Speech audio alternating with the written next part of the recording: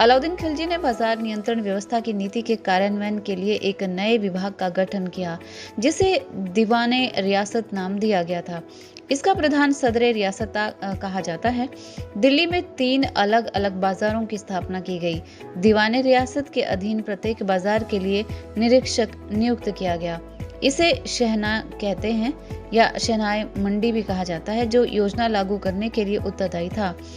गुप्तचर और बरीद एवं मुन्हिया नियुक्त किए गए ताकि बाजार की गतिविधियां जो थी एवं शहना पर या शहनाई मंडी पर निगरानी रखी जा सके।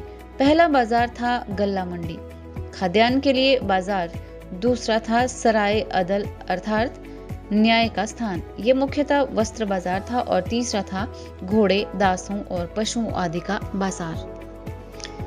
एक और जो नीति अलाउद्दीन खिलजी ने अपनाई थी वो थी पंजीकृत व्यापार की नीति, यानी कि रजिस्टर्ड ट्रेड। मंडी में अनाज का व्यापार होता था। प्रत्येक सामान की दर तय कर दी गई थी। गेहूं 7.5 जितल प्रति मन, जौ 4 जितल प्रति मन, चना 5 जितल प्रति मन, चावल 5 जितल प्रति मन और घी 4 जितल प्रति 2.5 सेर का उल्लेख मिलता है। गल्ला मंडी में भाव की स्थिरता अलाउद्दीन की महत्वपूर्ण उपलब्धि मानी जाती है। उसके जीवित रहते इन मूल्यों में तनिक भी वृद्धि नहीं हुई और न ही कमी की गई।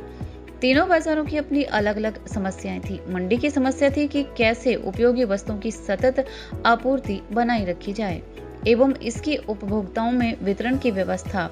इसके अलावा समुचित फसल उत्पादन न हो पाने, बाढ़ जैसे आकस्मिक स्थिति का सामना कैसे किया जाए। ये तय था कि दुकानदारों को यदि वस्तुएं पर्याप्त मात्रा और सही समय नहीं मिलेंगी तो वे नियत दरों पर माल नहीं बेच सकेंगे। इसके अलावा चोर बाजारी भी करेंगे। अतः अलाउद्दीन का निर्देश था कि भू राजस्व कैश में न लेकर उत्पाद का 1/3 भाग लिया जाए। इस राजस्व की अदायगी के बाद कृषक अपने पास उतना ही अनाज रखे जितने की उनको अगले फसल उत्पादन तक के लिए अपनी आवश्यकताओं हेतु जरूरत थी। बाकी का अतिरिक्त उत्पादन सरकारी अधिकारियों द्वारा खरीद लिया जाता था। मंडी में सिर्फ पंजीकृत व्यापारी ही व्यापार कर सकते थे।